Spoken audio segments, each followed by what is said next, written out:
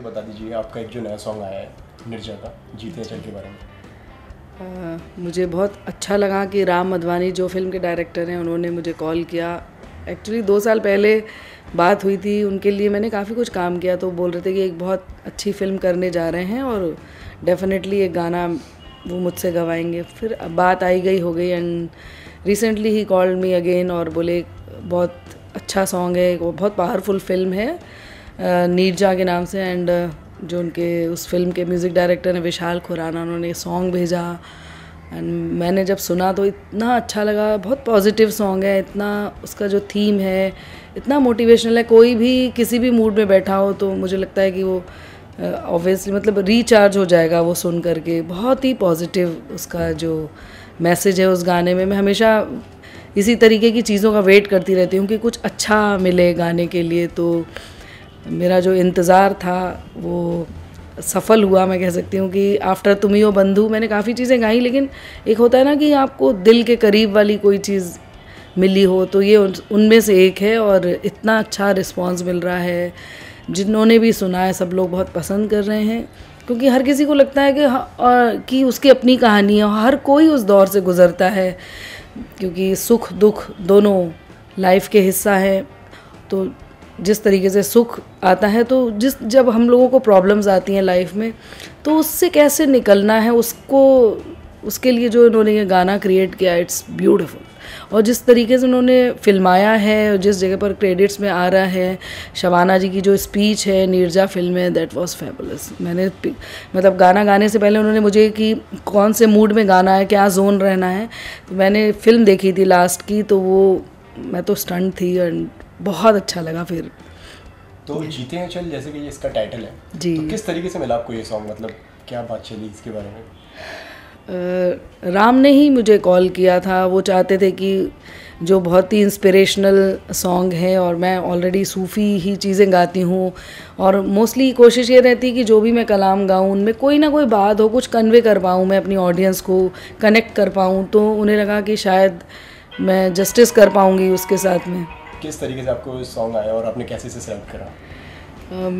मेरे को राम ने कॉल किया, जैसा मैंने पहले भी बताया आपको कि उनका मूड था कि जो एक इंस्पिरेशनल सॉन्ग वो इस फिल्म के लिए चाहते थे कि लोग मोटिवेट हों, जब कभी भी किसी भी प्रॉब्लम में फंस जाते हैं तो उसमें से कैसे निकलना है, कैसे उबरना है। तो वो उन्हें लगा कि शायद मैं उसके साथ जस्टिस कर पाऊँगी। अब कितना किया है ये तो ऑडियंस बताएगी। फिर मैंने उसको कई दिन तक सुना उस सॉन्ग को। फिर विशाल ने भी काफ़ी मेरे को हेल्प किया उस गाने को लेकर के कि कैसे जाना। इवन जब हम लोग रिकॉर्ड करने के लिए जब मैं गई थी, तब कंटिन्यू हम प्रसून जी से भी स्काइप पे बात कर रहे थे कि कौन सा शब्द को कैसे गाना है, कैसे थ्रो करना है, और उनके भी इनपुट्स ले रहे थे गाते वक्त। तो बहुत अच्छा एक तरीके से एक माहौल था, बहुत एक अच्छा टीम वर्क रहा हम लोगों के इस गाने को लेकर के।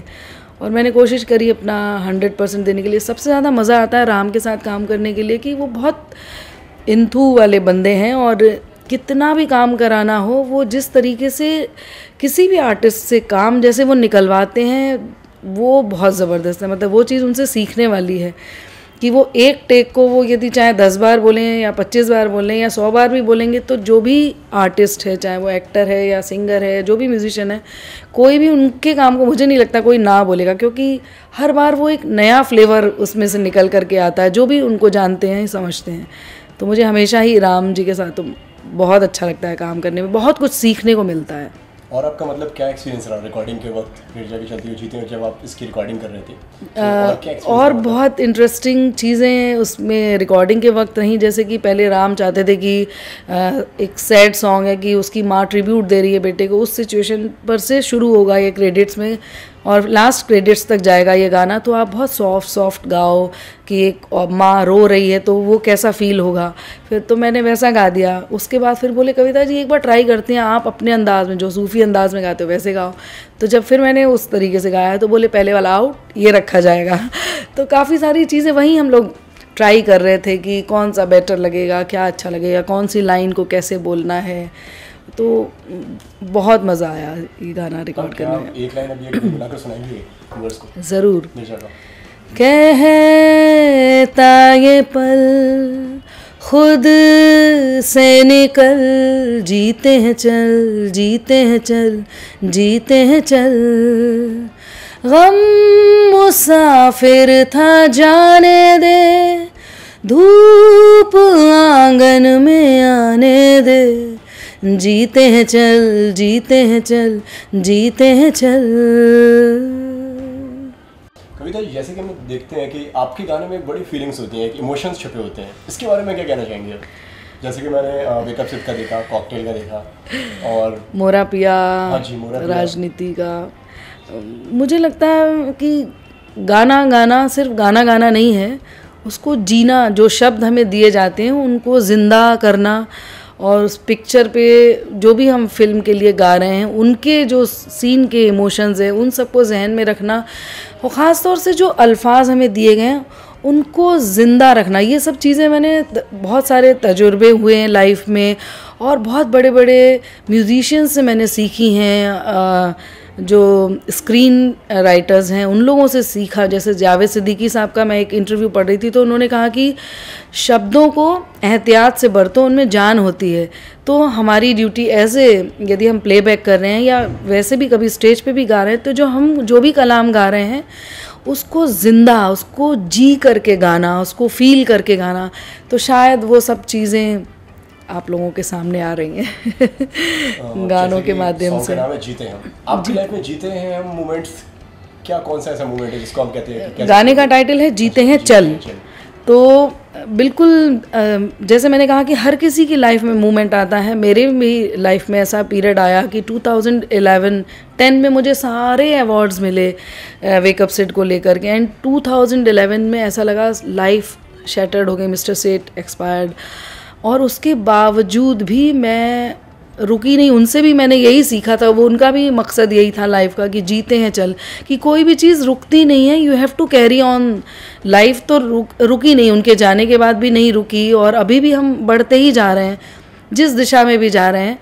तो मतलब जिस दिन वो 15 दिसंबर ही एक्सपायर्ड, और उसके बाद भी मैंने एक शो भी कैंसिल नहीं किया। इमीडिएट जो शो थे, किस तरीके से हिम्मत करके मैं गई, परफॉर्म किया, मूड भी बहुत ही शैटर्ड थी बिल्कुल, लेकिन रुकी नहीं, बढ़ती गई। वो सारी चीज़ों से बहुत हिम्मत आई। तो जब भी मेरे को ये गाने की स्टोरी जब राम ने बताई तो मैं अपने आप से कनेक्ट कर रही थी, तो शायद इसलिए और उस गाने को समझ पाई या उस गाने को जस्टिस दे पाई मैं इस गाने। सो कविता जी, जानना चाहूँगा कि जीते हैं बाकी सॉन्ग से कितना अलग है, कितना स्पेशल है?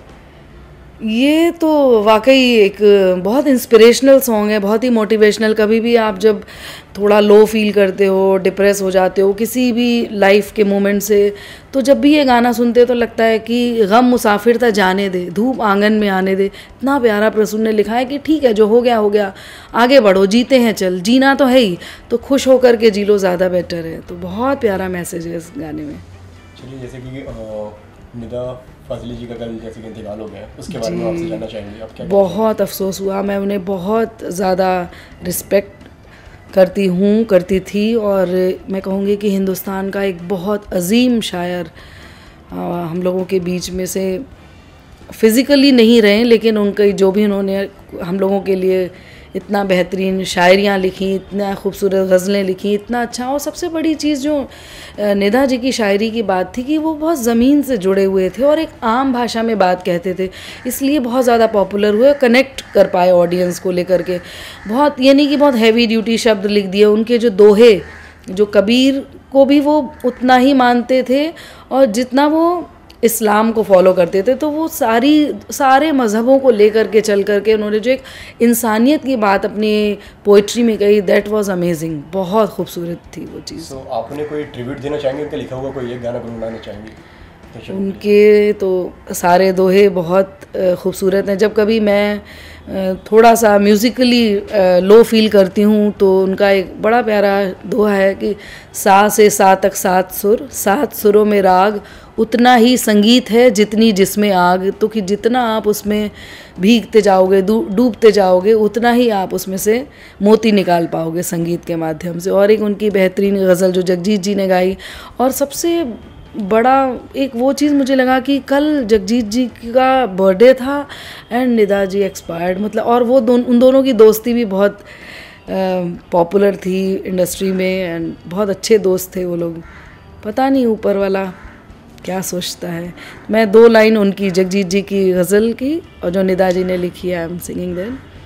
होश वालों को खबर क्या बेखुदी क्या चीज़ है, इश्क कीजिए फिर समझिए जिंदगी क्या चीज़ है, होश वालों को खबर क्या बेखुदी क्या चीज़ है।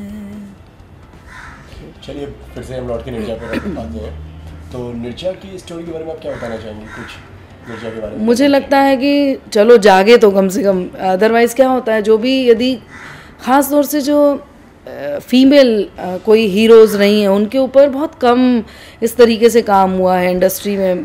मेल हीरोज़ पे तो बहुत सारी स्टोरीज़ आती रहती हैं, फिल्में बनती रहती हैं। एक लड़की जो सिर्फ 23 साल की थी और 359 पैसेंजर्स को उन्होंने बचाया, उस उनकी बायोपिक लेकर के जो राम ने किया है, ये इसको एक फ़िल्म की शक्ल दी है, तो हेड्स ऑफ टू हिम। और किस तरीके से सोनम, अभी जो ट्रेलर्स आ रहे हैं तो सोनम ने भी बहुत बेहतरीन काम किया है और उम्मीद करती हूँ कि ये लोगों को ज़रूर पसंद आए, क्योंकि कंटेंट बहुत अच्छा है, बहुत रियल कंटेंट है, कुछ फिक्शंस नहीं है उसमें, रियल स्टोरी को लेकर के उन्होंने काम किया है। तो और राम जैसे डायरेक्टर हैं तो obviously film will touch Heights. और आप दर्शकों से अगर कुछ जाते थे कुछ कहना चाहें, कोई आपका मैसेज? दोस्तों, ऑडियंस के लिए जीते हैं चल वही एक मैसेज है अभी तो राइट नाउ, कि कुछ भी प्रॉब्लम्स हो, कुछ भी हो, आपको बढ़ते जाना है, जीना तो है ही, तो जीते हैं चल। Thank you.